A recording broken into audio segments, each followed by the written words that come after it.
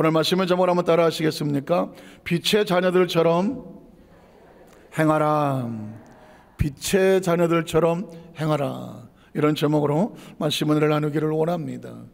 이 빛과 어둠을 가지면, 빛을 가지고는 두 종류가 나눠지겠죠. 빛이 있는 곳은 환하고 어둠이 있는 곳은 어둡고, 그래서 하나님의 사람들이 우리 가운데 세상과 분리될 때 빛의 사람과 어둠의 사람, 이렇게 나랍니다. 그러니까 빛의 자녀들처럼 행하라는 얘기는 어둠의 자녀도 있다는 얘기죠. 그러니까 너희는 빛의 자녀와 어둠의 자녀 사이에서 무엇을 선택할래? 네가 누구인지를 정확하게 알아라. 우린 누구다? 빛의 자녀들이다. 그럼 빛의 자녀들은 어떻게 행동해라? 빛의 자녀들처럼 행동해라. 오늘 성경은 그래서 에베소 5장 5절 7절에 보면 어둠의 사람은 이래요. 어둠의 사람을 보면서 이렇게 어둠의 사람이구나, 난 이렇게 살면 안 되겠구나 라는 것을 깨닫게 되겠죠. 자, 너희도 정녕 이것을 알거니와 뭐하는 자, 음행하는 자, 성적으로 타락하고 이 시대 속에서 지금 가장 힘들고 어려운 문제 중에 하나가 뭐냐면 이 성적인 문제입니다. 음행하지 말라는. 최근에 제가 유튜브 하나 뉴스에서 나온 이야기, 뉴스를 영상으로 해서 온 하나를 봤는데, 미국 감리교 UMC라고 말하거든요. 메소더스 처치, 감리교는 메소더스라고 말해요. 근데 이제 미국 연합감리교회라고 있어요. 그러니까 미국 감리교회요, 한국 감리교회는 아닌데, 한국 감리교회가 미국 감리교회에 속하면 UMC에 들어간다고 말하는데, 감리교회는 목회자를 중앙에서 파송을 합니다. 모든 교회를 다 감독이 있고, 감독제거든요. 그래서 이 감리교회는 감독제가 있는데, 그 중앙에서 크든지 작든지 모든 교회마다 그 목회자를 중앙에서 파송을 해요. 그리고 뭐 사전에 가서 교회사로 얘기를 하겠지만, 그리고 혹시 문제가 되면, 어떤 상황이 되면 담임 목사를 그 중앙에서 또 이렇게 소환을 시키기도 해요. 또 새롭게 또 파송하기도 하고. 감리교는 다른 교단하고 다른 게 그런 부분이 있습니다.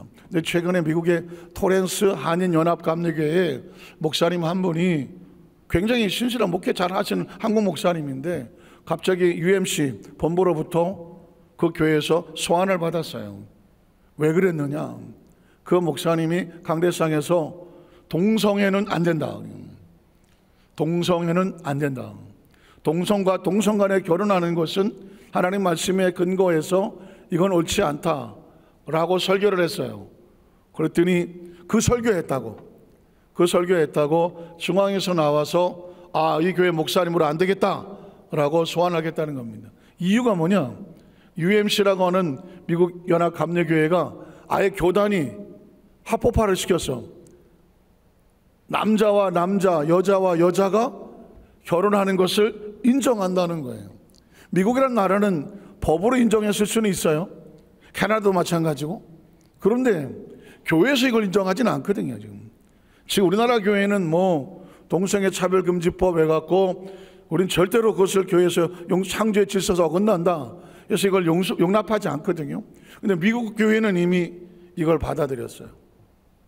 그러니까 미국 교회가 받아들인 것은 이 조직적으로 뭔가 그 안에서 어떤 이유가 있을지 모르겠지만, 그래서 개교회에서 이 동성애에 대해서 반대하는 것을 못하도록 미국 교회가 나서고 있어요.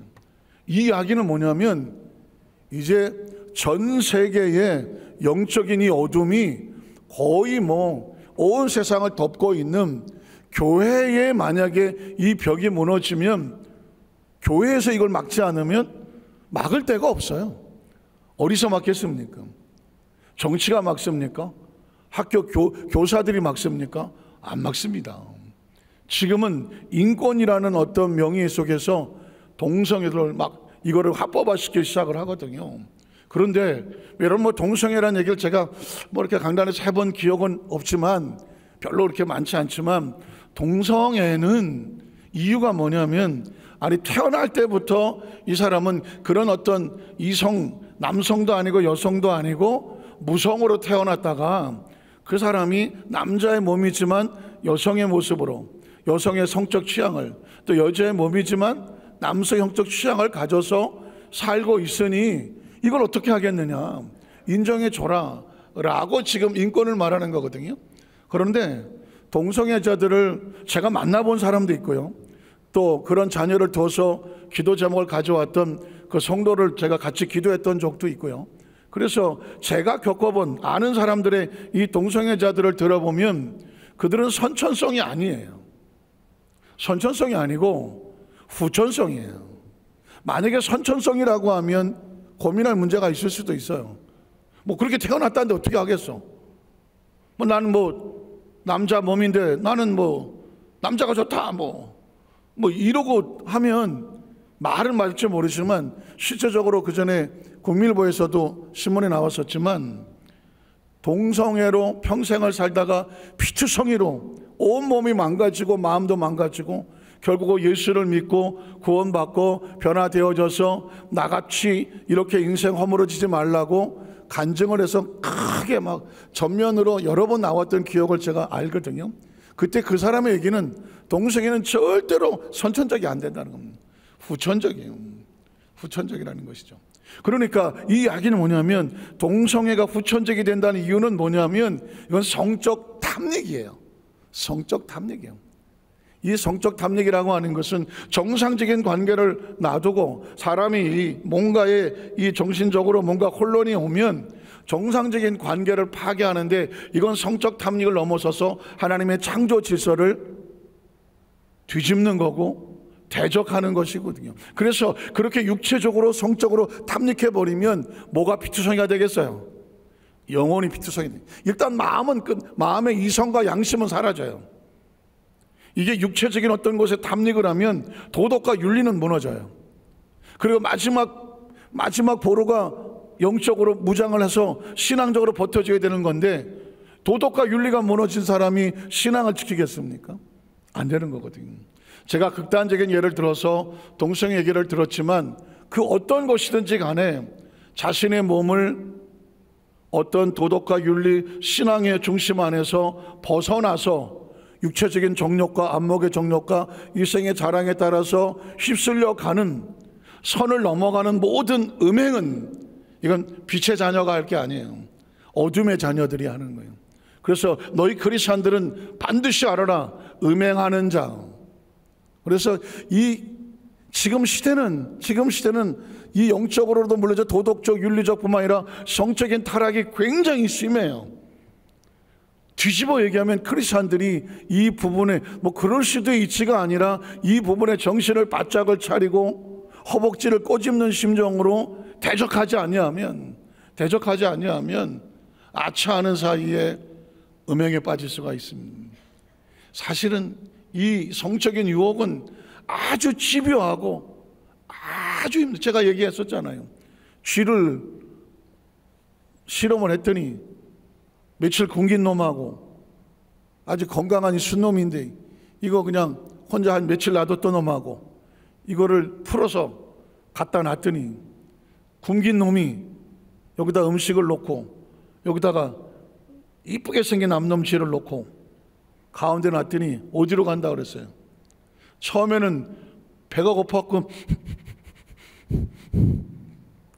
먹는 쪽으로 일단 살아야 되니까 본능적으로 먹는 쪽으로 갔어요. 근데 저쪽에서 저도 냄새가 나. 그러니까 이놈이, 이게 실험 결과예요.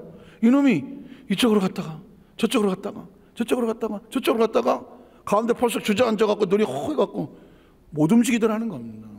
이건 뭐냐면 이 식욕이 강한가 성욕이 강한가 이걸 실험하는 거거든요. 우리가 얼핏 생각하면 그래도 식욕이 강하지 뭐 성욕은 그 다음 아니야? 라고 생각하지만 짐승을 갖다가 실험해 본 결과는 식욕과 성욕이 막상막하라는 것입니다. 3일 굶어서 도둑질하는 사람이 없다는 얘기는 뭐예요? 식욕이 얼마나 무서운가를 얘기하는 거예요. 반대로 성욕도 무서워요. 성욕도 무서운 거예요. 그러니까 우리나라 사람은 이 성적인 얘기에 대해서 공개적으로 얘기하는 걸 상당히 터부시하고 또 잘 말 안 하잖아요. 그러나 본능적으로 욕구에 가지고 있는 우리 안의 욕구가 식욕과 성욕이 거의 엇비슷할 정도로 아주 조심하지 않으면 아차하는 사이에 무너질 수 있다라는 것입니다. 최근에 중국에 넘버 4나 될까? 서열 4위 정도 되는 사람이 갑자기 그냥 하루아침에 쫓겨나서 그냥 베개 바깥으로 쫓겨났다. 그런 기사가 나왔어요. 이유를 봤더니 방송사 어떤 앵커, 언론 이런 쪽에 일했던 사람 같아. 어떤 여자 젊은 앵커하고 바람이 나서 그게 당에 체크가 돼서 밀려났다 이러는. 거기까지 올라가기까지 얼마나 노력해서 올라갔겠어요. 나이가 거의 한 60대가 될 수 있는데 한 30, 40대 젊은 아가씨하고 눈이 맞아서 자기가 그걸 몰랐겠어요? 내가 이거 잘못되면 하루아침에 모든 게 무너질 수 있다 알지만 그럼에도 불구하고 왜 그 유혹을 못 넘어갑니까? 식욕만큼 무서운 게 성욕이에요. 그래서 어떻게 애시당초부터 그런 환경과 여건을 뭐 해야 돼요? 차단해야 돼. 제가 보니까 오늘 수협에 참석한 성도님들은 난 그런 거 초라하는 지 오래된 사람이에요. 왜 그런 얘기? 여러분, 그러나 조심하세요. 그냥 제가 세속적으로 하는 얘기 말씀드리면, 남자는 문지방 넘어갈 힘만 있어도 조심해라. 이해가 되세요? 이 엄청난 조건데 이거 이야기는 뭐냐면 나이가 80, 90이 되더라도 집요하게 치사하게 남아있는 그런 욕구 있을 수 있는 게 성욕이에요. 그러면 여성은 어때요?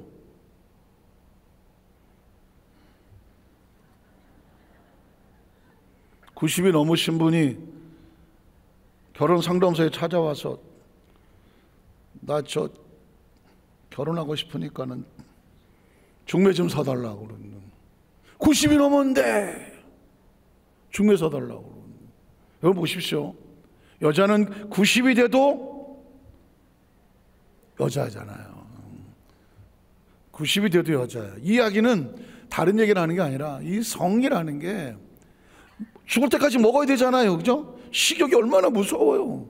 그러나 그 성이라고 하는 것이 얼마나 집요하게 붙잡고 늘어질 수 있는지 이 부분에 대해서 한 번쯤은 경각을 가지시라. 한 번쯤은. 거의 우리 교회 성도들은 별로 관심이 없었고 이런 표정 걷지만 어쨌든 성경에 제일 먼저 어둠의 자식들이 하는 게 뭐냐면 음행하는 거거든. 제일 먼저 나온 게. 두 번째 뭐예요? 더러운 것이거든. 더럽다고 하는 것은 거룩한 자신의 삶의 모습에서 차선을 넘고 어긋나는 것이 더러운 것이. 도덕과 윤리를 벗어나고 법에서 벗어나는 이 더러운 것이나 탐하는 자, 욕심이죠. 역시 그것도 욕심이에요. 자기 분수를 넘어서 다른 어떤 것을 소유하자는 것도 욕심이거든요. 또 곧 우상숭배자. 왜 이런 것들을 음행과 더러운 자, 탐하는 것을 우상숭배라고 말했을까요? 하나님 외에 다른 것에 마음을 빼앗기는 것을 뭐라고 부른다? 우상이라고 말하는 거예요.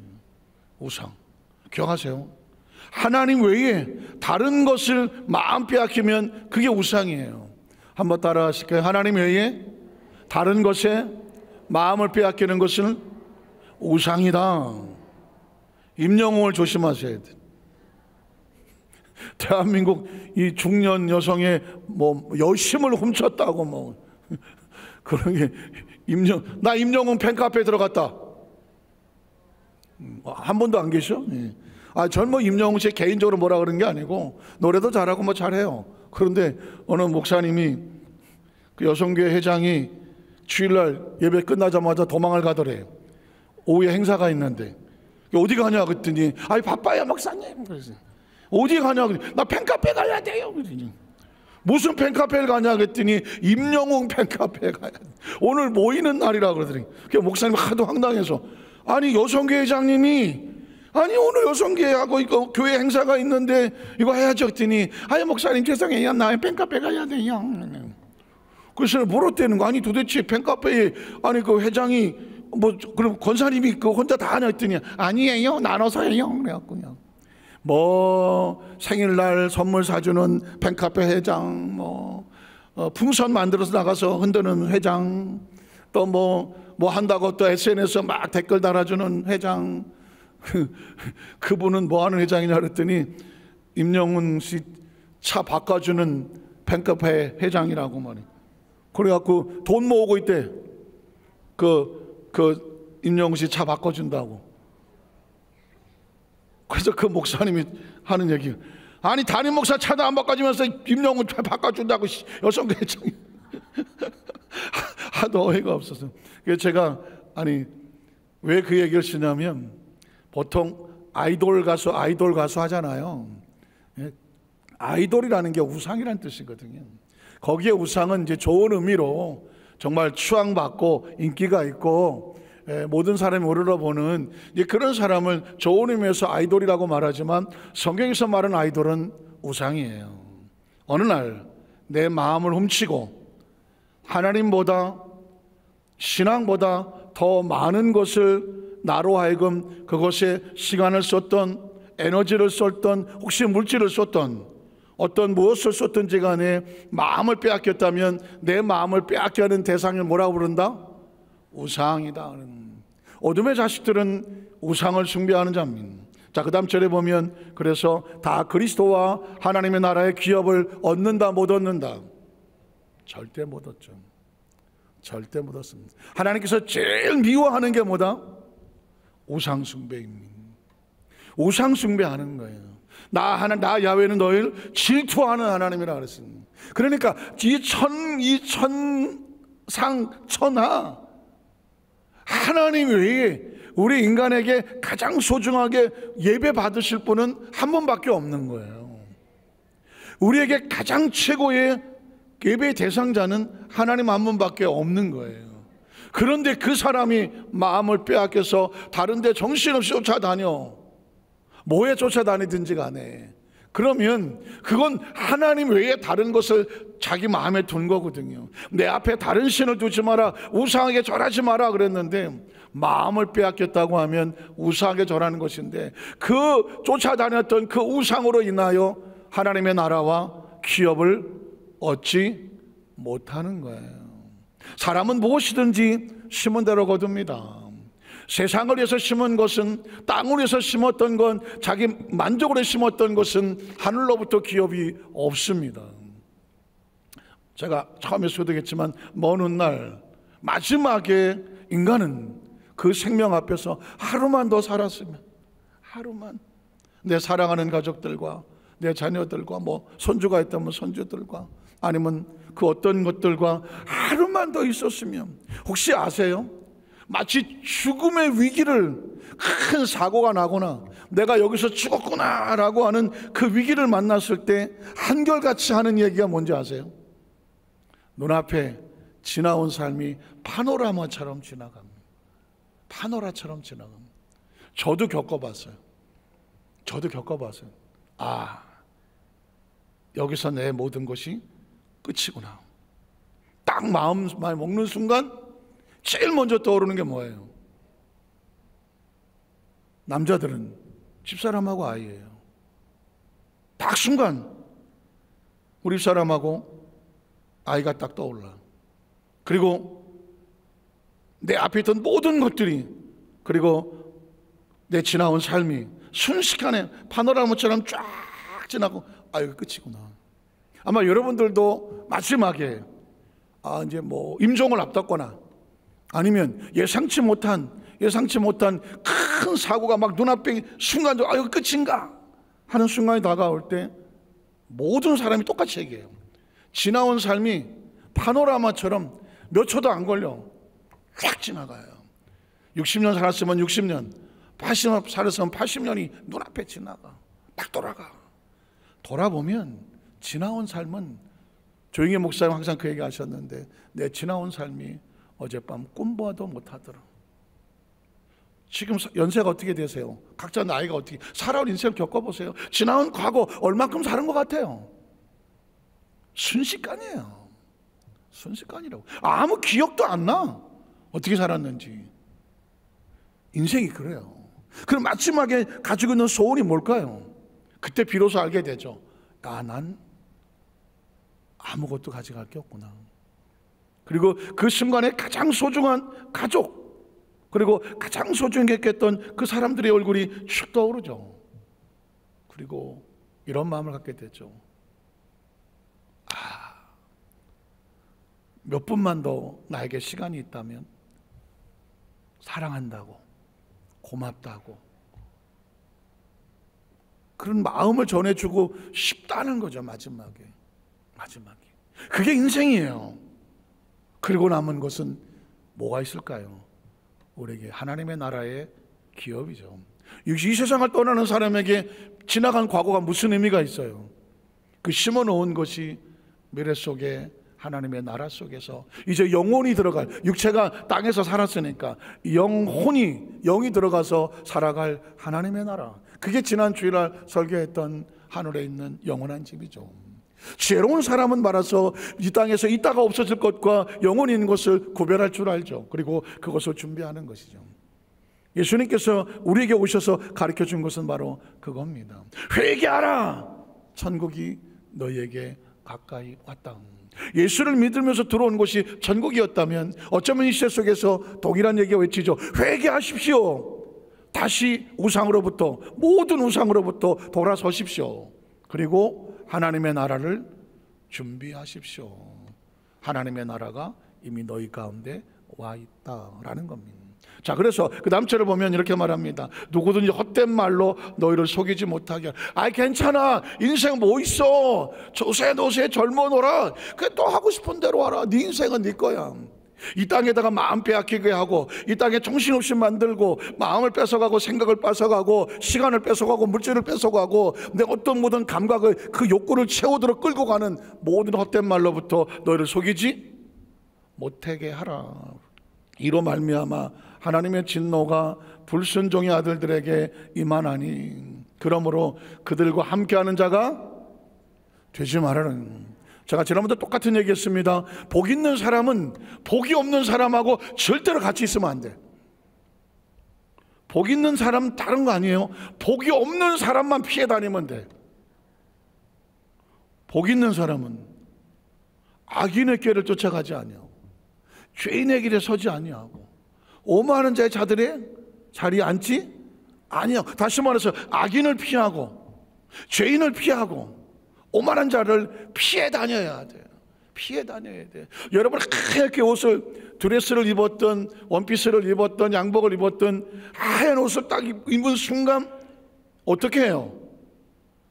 의자 하나도, 이게 앉아도 되나 안 앉아도 되나, 지나갈 때 벽에 부딪히나 안 부딪히나, 자기 온 몸에 대해서 행동을 조심하지 않겠습니까? 혹시라도 때를 묻힐까 봐. 자신이 깨끗하게 거룩하게 성결한 하나님의 사람을 믿는 사람은 세상 어디에 가서 혹시라도 내가 오염될까 봐, 때 묻을까 봐 보는 거 조심하고, 듣는 거 조심하고, 냄새도 조심해야 돼. 어디 가서 담배 피는 사람 열백 곁에 있다 보면 내 몸에서 담배 냄새 나고, 고깃집 옆에 지나가다가 뭐가 연기가 확 쏘이면 고기 냄새 나고, 다 오염되게 되어 있는 거거든요. 그래서 만나는 사람을 조심하셔야 돼요.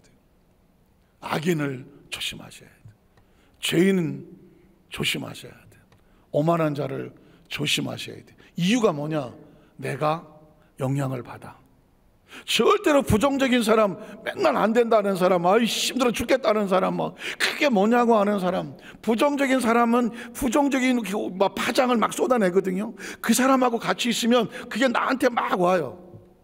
아, 나는 안 된다, 못 살게 죽겠다, 돈도 없고 이것도 안 되고 말이야, 되는 일도 없고 말이야, 혹시라도 늘 실패하고, 아유 나는 없다, 못 산다, 아이고 죽겠다, 옛날에 난 그냥 이런 실패했다, 맨 실패한 얘기를 하고, 이런 사람들하고 같이 있다가 보면 아이고 그랬구나 하고 시작하다 보면 큰일 났다, 나도 죽겠는데.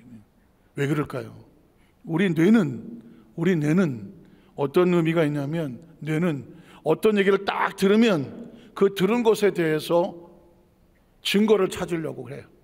자, 저와 여러분이서, 야, 오늘은 멋진 날입니다, 좋은 날입니다, 오늘 나에게 좋은 일을 합니다, 자, 이렇게 말했어요. 그러면 뇌는 이 들은 것에 대해서 증거를 찾아야지. 왜 좋은 날이지?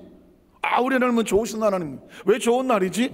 오늘 나에게 마음에 기대감이 있거든. 왜 좋은 날이지? 지난번에도 이런 좋은 일이 있었거든. 또 뭐가 좋을 거지? 이번에 일도 잘 될 거거든. 뇌는 그래서 증거를 찾아. 그래서 그래? 그래서 오늘 좋은 날이야. 그러니까 이 뇌는 그 다음에 좋은 일을 찾아다녀요. 좋은 일을 생각하고 온 머리부터 발끝까지 좋은 일이야. 그러니까 팔도 좋고 다리도 좋고 온 내장도 좋고 모든 기능이 정상이에요. 자, 그런데 난 틀렸어. 난 안 돼. 만약 이렇게 얘기를 해보십시오. 그러면 우리 뇌가 난 틀렸어? 난 안 돼? 왜 틀린 이유가 뭘까? 증거를 찾아야지. 그러면 지난번에 했다가 안 됐지. 그래, 맞아, 난 안 돼. 지금 어떤 사람 도와준다 그러다가 그 사람 나 안 도와줬잖아. 그래, 나 같은 사람 누가 도와주겠어. 제가 몇 번 실패했지? 7번 실패했나? 그래, 안 돼. 나는 뇌는 증거를 찾았어. 왜 안 되는지. 그러니까 믿어. 팔다리, 온몸, 오장육부 열심히 해봤자 아무 소용없어. 안 돼. 내 몸은 안 되는 몸이야. 스스로 자기를 부정적으로 끌고 갑니다. 그래서 왜 철저하게 긍정적인 말을 하라고 하느냐? 철저하게 좋은 것을 바라보라고 하느냐? 철저하게 좋은 것을 들으라고 말하느냐? 철저하게 입의 말을 조심하라고 하느냐? 철저하게 마음에 들어오는 생각을 조심하라고 하느냐? 왜? 내 안에 있는 것이 바깥을 창조합니다. 이거 굉장히 조심스러운 말인데요.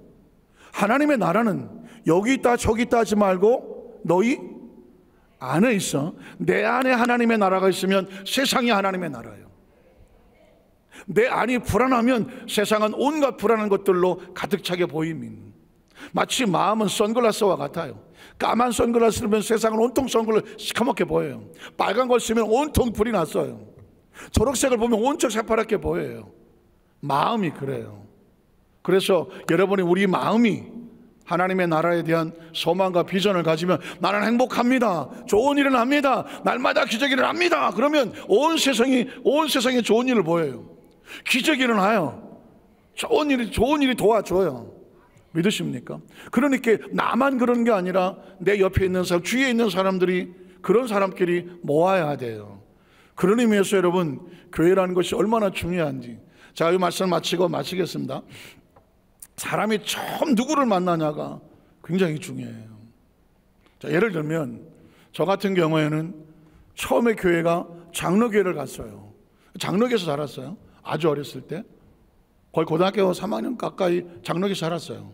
그러니까 제 머릿속에는 장로교 말씀, 장로교에서 받았던 교육, 장로교회 때 신앙생활이 익숙해 있겠죠. 익숙해 있어요. 왜 그랬을까요?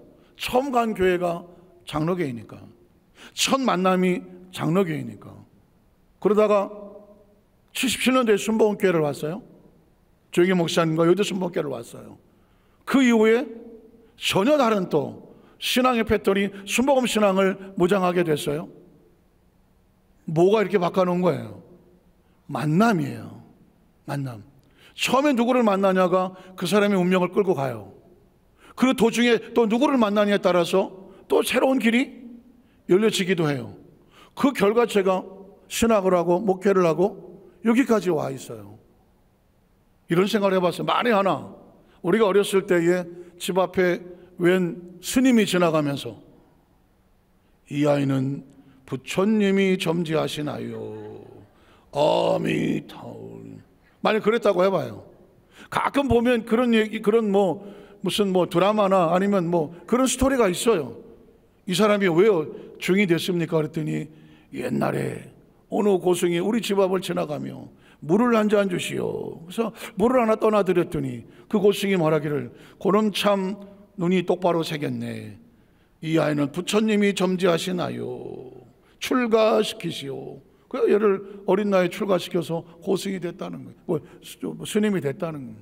걔는 어렸을 때에 스님을 만나서 그 길을 가요. 무슨 소리를 하고 싶어 합니까? 오늘 저와 여러분이 이 자리에 와 있는 것은 뭐냐? 하나님의 은혜로 누군가가 태어나서 누구를 만났든지 간에 중간에 하나님께로 인도할 만한 사람을 만난 거야. 그를 통해서 예수를 믿었어요. 그리고 또 여기 계신 분들 가운데서 다 순복음교회 출신은 아닐 수도 있잖아요. 저와 같이 뭐 장로교, 감리교 또는 뭐 구세군 아니면 그리스도교회 있을 수 있지. 침례교는 있을 수 있단 말입니다. 그 중간에 하나님의 사람이 이 어떤 순복음교회 성도를 만나서 성령의 운동과 성령 세례나 이 은혜를 알게 되고 순복음교회에 와서 오늘 이 자리 예배 드리는 것은 우연이 아닌 거죠. 이 이야기는 현재의 모습은 지나간 삶 가운데 내가 누구를 만났느냐에 따라서 이 자리에 와 있거든요. 그러면 앞으로도 마찬가지예요. 앞으로도 갈 때에 내가 만날 사람을 철저하게 선별하고 조심하고, 우린 빛이니까 빛이 될 만한 사람들을, 빛이 될 만한 시간을, 빛이 될 만한 공간을, 빛이 될 만한 상황 속에 선택을 하셔야 돼요. 오늘의 선택이 내일의 운명을 만들기 때문이에요. 세상에 우연은 없어요. 우연은 없어요. 필연적인 거예요. 믿으십니까? 오늘 그래서 저와 여러분 앞으로도 삶을 살아가면서 내가 이만큼 살았는데 내가 앞으로 어떤 일이 벌어질지는 아무도 몰라요. 매일 매 순간 하나님 앞에서 나는 빛이다.